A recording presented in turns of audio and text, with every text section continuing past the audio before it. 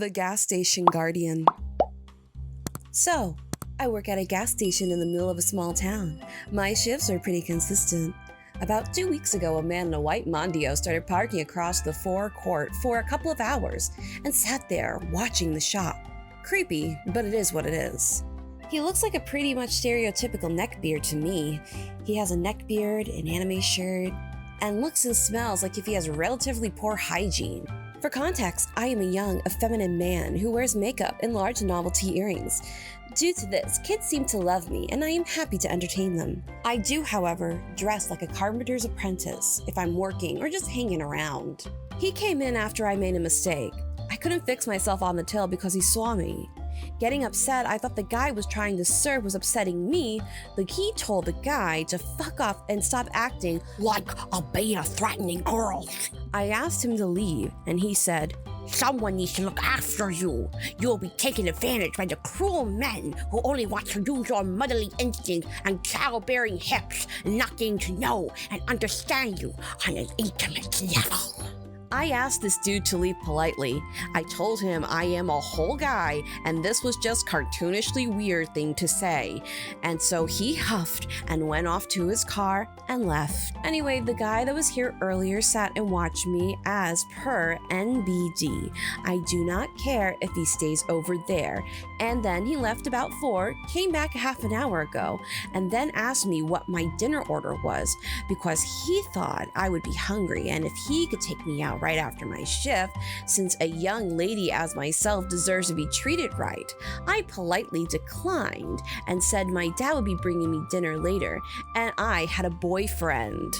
He huffed a little and stomped right back to his car like a child. I write this as he sat and watches me again, perhaps waiting for my dad to bring me dinner. I don't know if he knows that I usually eat dinner, but it's already been eaten and my dad isn't coming except to pick me up when his work is done. Honestly, this is cartoon antagonist behavior in my opinion, and I didn't think a real person could actually be like this. As of writing 10 minutes later than the last paragraph, he has seemed to have left. If you know me in IRL, hello! If I haven't told you the story of this guy freaks me out, so I'm venting here. Well, hopefully you had all of your scares vented out and you're doing a lot better.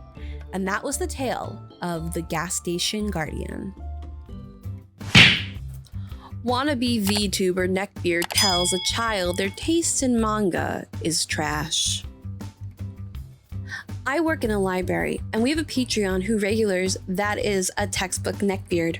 We'll call him Kyle.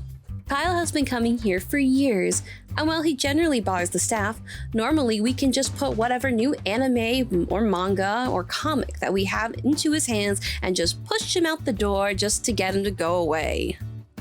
Well, recently, we got mobile internet hotspots, and they are free for patrons to check out, so they have Wi-Fi for free. The demand for these were already through the roof when we first got them. And now that it's summer break, the demand has skyrocketed. Kyle was one of the first people to check out these devices, but naturally the demand has increased with the fact that this first come, first served basis, and lately he has been able to get one. This has led him to hanging around the desk, harassing staff, and loudly complaining how we don't have enough, even though there's literally nothing we can do.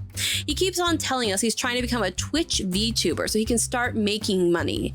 He is currently unemployed and collects his ability with his mother, who's insanely rich, pays for his rent, and which is a good time to mention the guy is nearly 40. He keeps moaning about without the Wi-Fi, he can't start his business, or that the homeless people are stealing the Wi-Fi and humanity is doomed. He has been doing this for the past week and has already had security called on him once for throwing a tantrum when we didn't have any. One day he cried out that he would have to retire from Twitch and to get a job so he can afford to pay for his own Wi-Fi. None came back in soon, and it took all my willpower to keep from yelling, "Please do!" Today, he was doing the same thing, hanging around the desk, loudly complaining, when a nice old lady came up to me with her grandson looking for the next installment of the manga Death Note. I told them it was checked out, But I knew a new anthology book set in a universe which he could read in the meantime until the book came back in. When we went over to the section to pick out a book, when the boy asked very nicely if I could help him pick out one more, I happily smiled and I told him sure. And after scanning the section of what we had checked in, he picked out the first volume of Attack on Titan. He told me and his grandma that a lot of his friends said it was really good, and I said the same thing. I'd read it before and I liked it too. Grandma asked if we could check out back at my desk, which we typically wouldn't do, but I figured, what the heck, it's just $2. We all go back to my desk, and Kyle, like a fly to a turd, is still there, telling my coworkers about his Wi-Fi-less Vtuber woes. When I started to check out Grandma and the grandson's books out, Kyle leans over to see what books they have and sees Attack on Titan and loudly says, "Wow, you picked that? That series is so stupid and bad. Why would you pick something so dumb?" Suddenly, the excitement in the kid's eyes for this book just left him. It was heartbreaking to see, and when that kid slowly hung his head, my stomach sank. I finished checking out the books, and Grandma steered her son with his books out the door. As soon as they walk away, my coworker and I gave Kyle the biggest dress down I think we ever dished out. What he did was extremely rude and inconsiderate to what she tried to say, "He had autism and didn't know any better." My coworker countered with that autism is not an excuse for being an asshole, much less to a kid. If they wanted his opinion, they would have asked for it. But they didn't. And then he asked, "Oh, so my opinion is wrong. I'm just doing what critics do." We told him there was a difference between being a critic and having an opinion and being rude. What he said to the kid was not criticism. It was an opinion, and they didn't ask for it. Then I decided to flip the tables, and I asked him how it would feel if he was a kid and I was the adult, and I went up to something he liked that he was excited for and said, "That's stupid and bad." He told us that, "I got it all the time because I grew up with 4 brothers," which my coworker and I cut him off and yell, "Then you should have known better." After that, he went silent for a moment, and then he looked at me, and then that cut deep. And then those words hurt his feelings. And then I pressed up against him by answering back, "How do you think that child feels after you said that to him? I don't blame him if he ever doesn't want to come back to this building again." And then he quietly muttered, and that he had a headache, and he left. My coworker and I both agreed that Kyle has stepped way over the line, and in separate emails alerted our upper management chain, who have been extremely lenient with Kyle due to the past and his disability. And then I went and warned the other departments who have been harassed about the Wi-Fi boxes and about other things, like how our teen department doesn't have "insert obscure 1970s out-of-print manga here."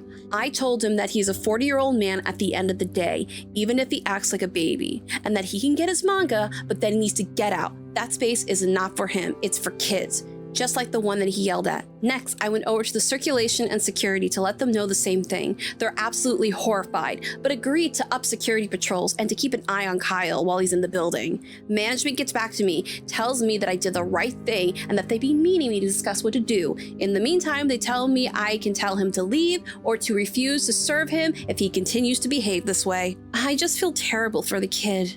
I hope Grandma took him out for some ice cream or something afterwards. He couldn't have been any older than 12 or 13.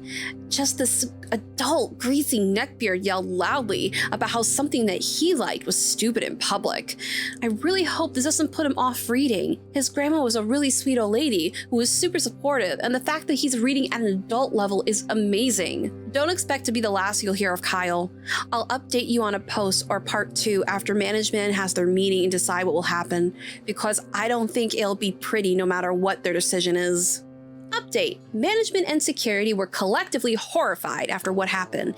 In the end, they settled on a suspension for Kyle for 1 week, although management made it clear that I now have to basically toss him out of the building and privilege post-band, as I'm the one who deals with him the most. Anyway, Kyle came in today. I guess the front desk didn't catch him. So when he came up to me and began to guilt trip / whine, I told him that he should go to the front desk if he had an issue with something he had hold. Obviously, that was a lie. I just needed for him and security to cross paths, which he had caught on his way to the front desk, and he had told him he had no items to pick up. Anyway, him and his head security started talking. Yeah, there's no remorse. He didn't learn a thing. He starts pulling the awesome card and I care about home life, etc., etc. Head security comes back to me and tells me, yeah, now he's gone for 2 weeks. And that was the tale of wannabe Vtuber Neckbeard tells a child that their taste in manga is trash. Let me know what you think in the comments below. Tell me what you have done in this situation. What your retorts would be. Or would you just throw him out? I would have probably just thrown him out knowing me. Or kick his ass.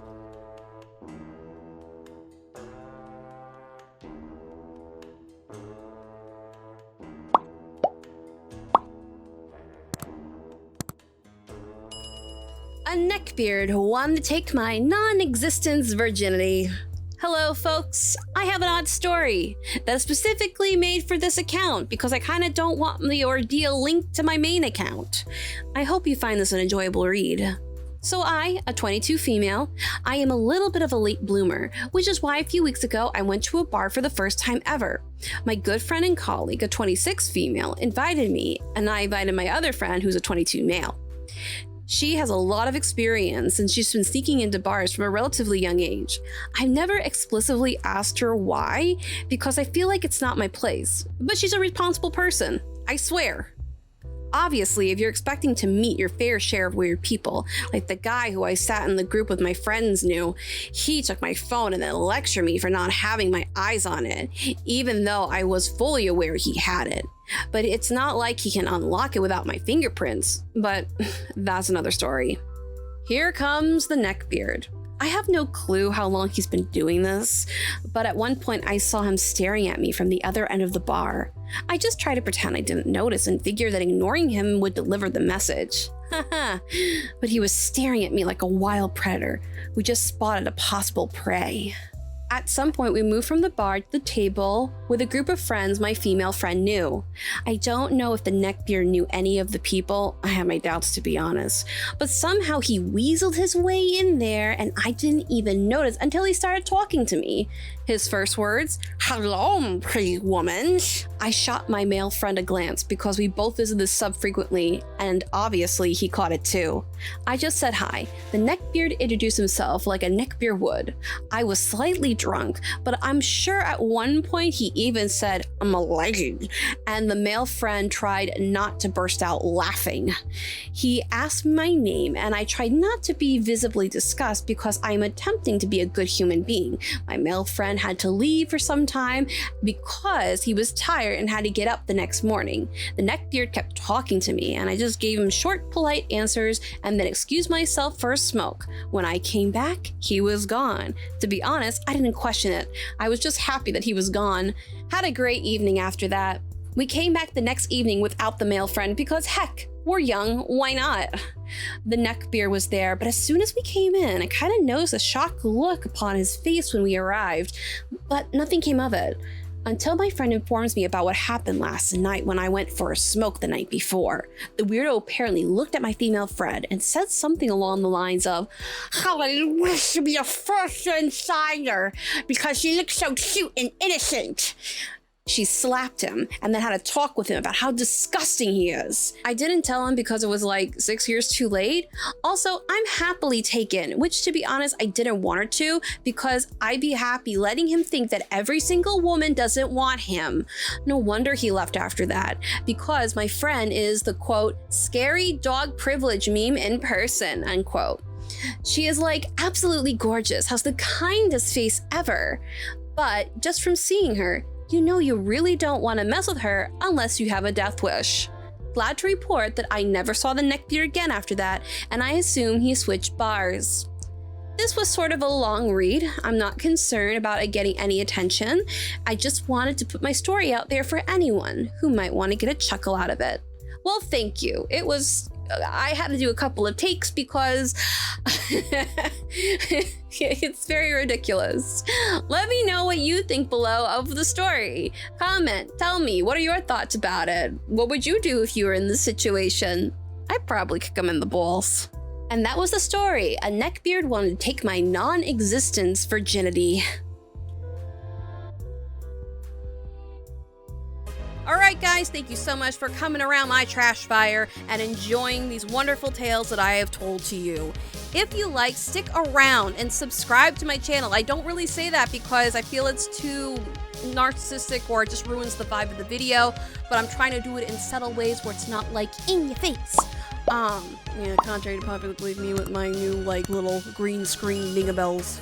Either way, definitely stick around and subscribe. I do more than just what meets the eye. Essentially, I do a little bit of everything, from voice acting to singing to reading Neckbeard stories to doing live action shit. I would love for you to stick around and check out. And if you want to stay up to date with me, follow me on my Twitter and my Instagram, KittyHiPur on my Instagram with another R at the end.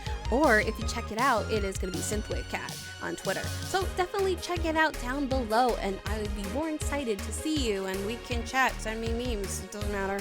All right, have a wonderful day.